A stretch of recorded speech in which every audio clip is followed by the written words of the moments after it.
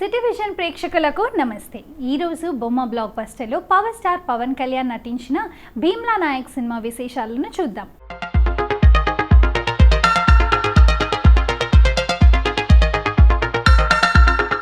ప్రస్తుతం ఆంధ్రప్రదేశ్ ప్రభుత్వం సినిమా థియేటర్లపై విధించిన ఆంక్షలు సైతం సర్వత్రా ఆసక్తి కలిగిస్తున్నాయి. ఈ నేపథ్యంలో భీమ్లా నాయక్పై ఫ్యాన్స్కు మరింత క్రేజ్ పెరిగిందనే చెప్పాలి. మలయాళంలో 2020లో రూపొందిన అయ్యప్పణం కోషియం అనే చిత్రం ఆధారంగా భీమ్లా నాయక్ తెరకెక్కింది. మరి ఆ విశేషాలేంటో చూసేద్దాం రండి.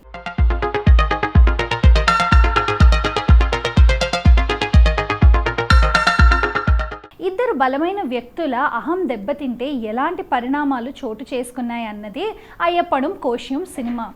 అయితే అదే పాయింట్ను అహంకారానికి ఆత్మగౌరవానికి మధ్య మడప తిప్పని యుద్ధం అంటూ భీమ్లా నాయక్ చిత్ర బృందం ప్రచార చిత్రాల్లోనే చెప్పింది.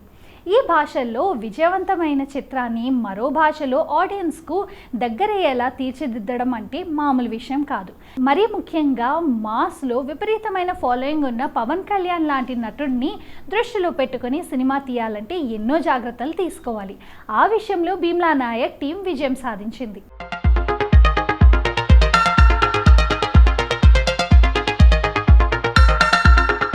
పవన్ నుంచి ఆయన అభిమానులు ఏం ఆశిస్తారో అన్ని అంశాలను మెళవించి సినిమాను తీర్చిదిద్దారు.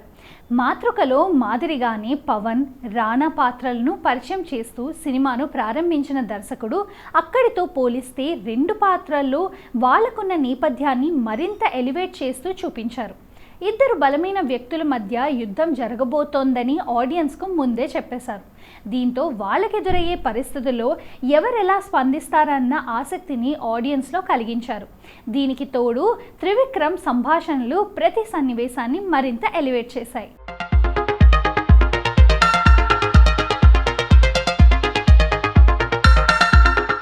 ముఖ్యంగా భీమ్లా నాయక్ విరామ సన్నివేశాల ముందు వచ్చే యాక్షన్ సీన్లు మరింత మెప్పిస్తాయి. పవన్ కళ్యాణ్ గత చిత్రం వకీల్ సాబ్ అభిమానులను ఆకట్టుకున్నా అందులో వారికి కావాల్సిన కిక్ లేదని చెప్పాలి. దాంతో భీమ్లా నాయక్పై మొదటి నుంచి పవన్ ఫ్యాన్స్లో ఆసక్తి నెలకొంది.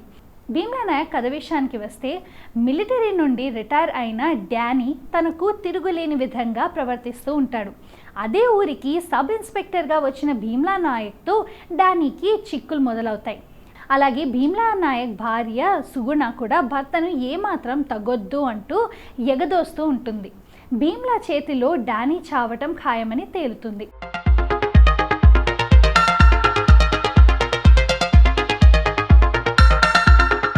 అదే సమయంలో డానీ భార్య వచ్చి భీమ్లాను వేడుకుంటుంది.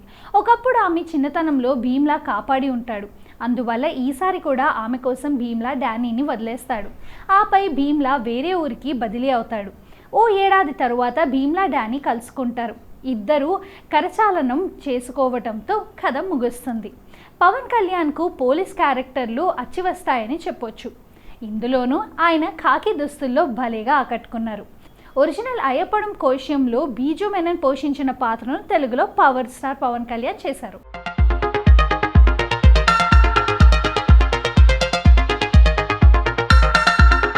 బీజు స్లో యాక్టింగ్కు, పవన్ పవర్ఫుల్ యాక్టింగ్కు ఎంతో తేడా కనిపిస్తుంది.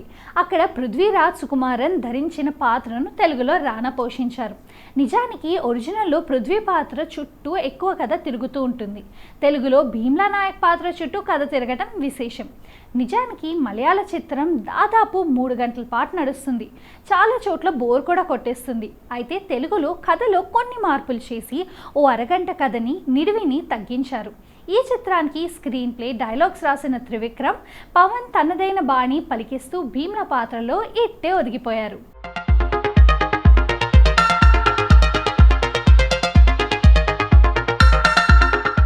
ఇక రానా డానీ పాత్రలో జీవించారని చెప్పాలి. నిత్యా మెనన్, సముద్రకని తమ పాత్రలకు న్యాయం చేశారు. మిగిలిన పాత్రధారులు సైతం పరిధికి మించకుండా నటించారు. ఒరిజినల్తో పోలిస్తే భీమ్లా నాయక్ను మరింత రిచ్గా చిత్రీకరించారనిపిస్తుంది. అందుకే నిర్మాత నాగవంశీ అభిరుచి కారణమని చెప్పవచ్చు. ఇక దర్శకుడు సాగర్ కే చంద్ర సినిమాను తెలుగు వారికి నప్పేలా తెరకెక్కించడంలో సక్సెస్ అయ్యారనే చెప్పాలి. తమన్ సంగీతం ఆకట్టుకుంటుంది. ముఖ్యంగా నేపథ్య సంగీతంలో మురిపించారని అనాలి. భీమ్లా నాయక్ ఎంట్రీ సీన్ ఫ్యాన్స్ను అలరించేలా తమన్ బ్యాక్గ్రౌండ్ స్కోర్ అందించారు.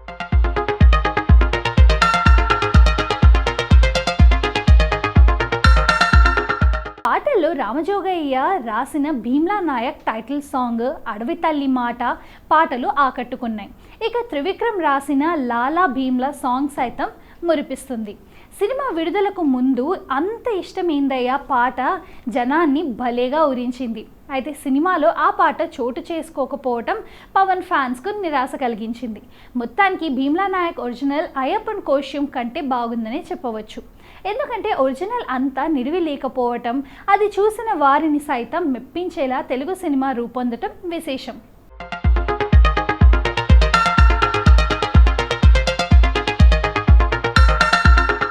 ప్లస్ పాయింట్స్గా చెప్పాలి అంటే పవన్ కళ్యాణ్, రానా అభినయం, నిత్య మెనన్ కొత్తగా కనిపించడం, ఆకట్టుకునే పతాక సన్నివేశాలు, సెకండ్ హాఫ్లోని పోరాట సన్నివేశాలు చాలా బాగున్నాయి. పిక్చరైజేషన్ కూడా చాలా బాగుంది. అలాగే మైనస్ పాయింట్స్ చూసినట్లయితే ప్రథమార్థం నట్టనడకగా సాగడం, పవన్ అభిమానులు ఎదురు చూసిన అంత ఇష్టమేందయ్యా అనే పాట సినిమాలో కనిపించకపోవటం, ఇది పవన్ ఫ్యాన్స్ని చాలా నిరుత్సాహపరిచినట్లు విశ్లేషకులు అభిప్రాయం.